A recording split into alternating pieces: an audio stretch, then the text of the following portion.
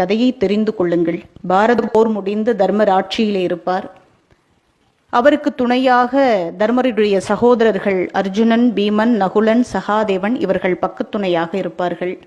ஒரு முறை சந்தைக்கு, குதிரை சந்தைக்கு இந்த மூவரும் செல்வார்கள். அர்ஜுனன், நகுலன், சகாதேவன் மூவரும் குதிரை வாங்குவதற்காக போவார்கள். அப்போது ஒரு குதிரை இவர்களுடைய கண்ணில் படுகிறது. குதிரைக்காரனிடத்திலே இந்த குதிரை என்ன விலை, எவ்வளவு வேண்டுமானாலும் கேள், நாங்கள் தந்துவிட்டு இதை பெற்றுக்கொள்கிறோம் என்று சொல்லுகிறார்கள்.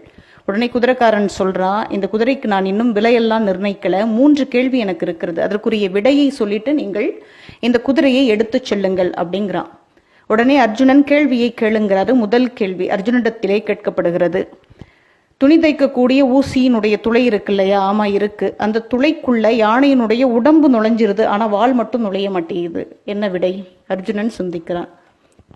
அடுத்த கேள்வி நகுலனிடத்திலே கேட்கப்படுகிறது. ஒரு பக்கம் ஒரு கிணறு இருக்கு, மற்றொரு பக்கம் 6 கிணறுகள் இருக்கின்றன. ஒரு கிணத்து நீரை எடுத்து இந்த 6 கிணறுகளையும் நிரப்ப முடிகிறது. ஆனால் 6 கிணற்று நீரை எடுத்தாலும் இந்த ஒரு கிணற்றை நிரப்ப முடியவில்லை. என்ன விடை என்று கேட்கிறான் குதிரைக்காரன். இவனும் சிந்திக்கிறான். மூன்றாவது அறிவில் சிறந்தவனான சகாதேவனிடத்தில் கேட்கிறான். ஒரு வயல் வெளியில் முற்றிய நிலையில் கதிர்கள் இருக்கின்றன, அறுவடைக்கு தயாராக இருக்கின்றன. அந்த கதிரை மேய்ந்து விடாத வண்ணம், ஆடு மாடுகள் மேயாத வண்ணம் சுற்றிலும் வேலி அடைக்கப்பட்டிருக்கிறது. ஆனால் வந்து பார்க்கின்ற பொழுது, மறுநாள் வந்து பார்க்கின்ற பொழுது கதிர்கள் ஒன்றையும் காணவில்லை, மேயப்பட்டிருக்கின்றன. இதற்கு என்ன விடை என்று கேட்கிறான். கேட்டுவிட்டு குதிரைக்காரன் சென்று விடுகிறான். இவர்கள் மூவரும் இதை சிந்தித்துக் கொண்டிருக்கிறார்கள். தர்மர் பீமனை அனுப்புகிறார். குதிரை வாங்க போனவர்களை ஆளை காணும், இன்னும் இவ்வளவு நேரம் ஆயிடுச்சு, இன்னும் ஆளை காணுமே, என்ன ஆனது என்று தெரிந்து கொண்டு வா என்று பீமனை அனுப்புகிறார். பீமன் இவர்களை அழைத்து கொண்டு வருகிறான். தர்மர் கேட்கிறார், என்ன தாமதம், என்ன காரணம் என்று கேட்கிறார். உடனே அர்ஜுனன் சொல்றான், குதிரைக்காரன் எங்களிடத்திலே 3 கேள்வியை வைத்திருக்கிறான், அந்த 3 கேள்விக்கு என்ன விடை என்று எங்களுக்கு தெரியல, அந்த விடை தெரிந்திருந்தால் எங்களுக்கு குதிரை கிடைத்திருக்கும் அப்படின்னு அர்ஜுனன் சொல்றான்.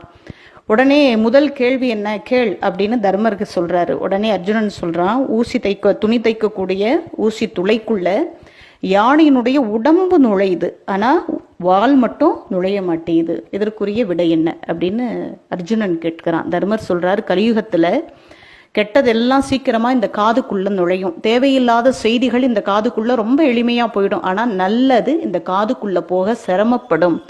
கலியுகத்துல நல்லதை கேட்பதற்கு மக்கள் தயாராக இருக்க மாட்டார்கள், நல்லவர்கள் மதிக்கப்பட மாட்டார்கள் என்று தர்மர் சொன்னாராம். இரண்டாவது கேள்வி என்ன கேள் அப்படிங்கிறாரு தர்மர். ஒரு பக்கம் ஒரு கிணறு இருக்கு, மற்றொரு பக்கம் 6 கிணறுகள் இருக்கு. ஒரு கிணத்து நீர் எடுத்து 6 கிணத்தையும் நிரப்ப முடியும், ஆனா 6 கிணத்து நீரை சேர்த்தாலும் இந்த ஒரு கிணத்தை நிரப்ப முடியாது. அதற்குரிய விடை என்ன?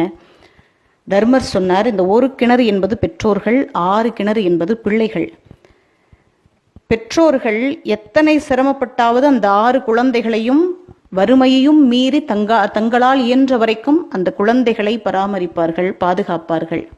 ஆனால் வயோதிக காலத்துல 6 குழந்தை இல்லை 10 குழந்தையாக இருந்தாலும் அந்த தாயையும் தகப்பனையும் பாதுகாப்பதற்கு, தாங்கி பிடிப்பதற்கு தயங்குவார்கள். அம்மா நீங்க 1 மாசம் அண்ணன் வீட்டில் இருங்க, அப்பா நீங்க 1 மாசம் தம்பி வீட்டில் இருங்க என்று பாகப்பிரிவினை நடக்கக்கூடிய காலகட்டம் கலியுகம், அந்த காலம் வரும் என்று தர்மர் சொன்னாராம்.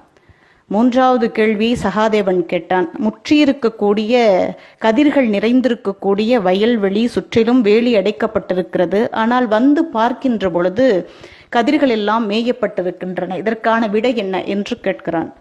உடனே தர்மர் சொல்லுகிறார், இந்த வேலி என்பது ஆட்சியாளர்களும் அதிகாரிகளும், இந்த வயலில் விளைந்திருக்கக்கூடிய கதிர்கள் என்பது மக்கள்.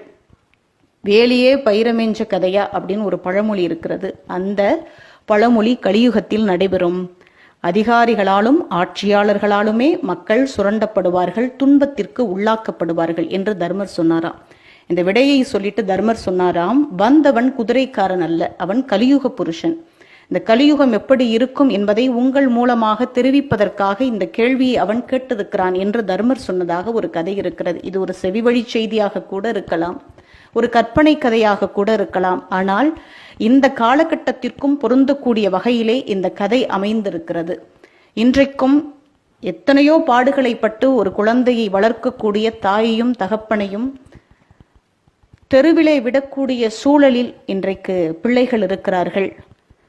ஒரு குழந்தையை ஒரு வாய் சோறு எப்படியாவது இந்த குழந்தைக்கு ஊட்டி விடணும் அப்படின்னு ஒரு தாய் நினைத்து அந்த குழந்தையை இடுப்புல சுமந்து கொண்டு அந்த ஒரு உருண்டை சாப்பாட்டை எப்படியாவது அந்த குழந்தைக்கு ஊட்டிடணும்னு தெரு தெருவா அலைந்த காட்சியெல்லாம் நம்ம பார்த்துருக்கோம். அந்த வேடிக்கை காண்பித்து அந்த நிலாவை பாரு, அந்த மாமாவை பாரு, அந்த கடையை பாரு, இந்த மரத்தை பாரு, அந்த பறவையை பாருன்னு ஒரு தாய் இதையெல்லாம் வேடிக்கை காண்பித்து ஒரு குழந்தைக்கு ஒரு உருண்டை அதிகமாக சாப்பிட மாட்டானா அப்படின்னு ஏக்கத்தோடு அந்த குழந்தையை பராமரிப்பதை நாம் பார்த்திருக்கிறோம். ஆனால் இன்றைக்கு அப்படி சிரமப்பட்டு வளர்த்து அவமானப்பட்டு வளர்த்த தாயும் தகப்பனையும் வயோதிக காலத்தில் ஒருவேளை உணவிற்கு தெரு தெருவாக அலையவிடக்கூடிய பிள்ளைகள் நிறைந்திருக்கக்கூடிய காலத்தை நாம் பார்த்து கொண்டிருக்கிறோம்.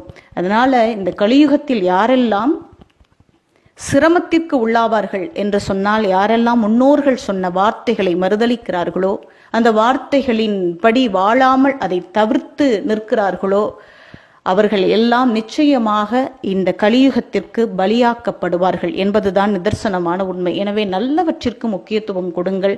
நம்முடைய முன்னோர்கள் சொல்லாத எந்த செய்தியுமே இல்லை, எல்லாத்தையும் நம்முடைய முன்னோர்கள் சொல்லிவிட்டார்கள். நாம எதுவுமே செய்ய வேண்டாம், அவர்கள் சொன்னபடி நடந்தாலே நிச்சயமாக நாம் கலியுகத்தின் கொடுமையிலிருந்து தப்பித்துக் கொள்ளலாம் என்பதுதான் என்னுடைய தாழ்மையான கருத்து. எனவே நல்லதை கேளுங்கள், நல்லதை சிந்தியுங்கள். நன்றி, வணக்கம்.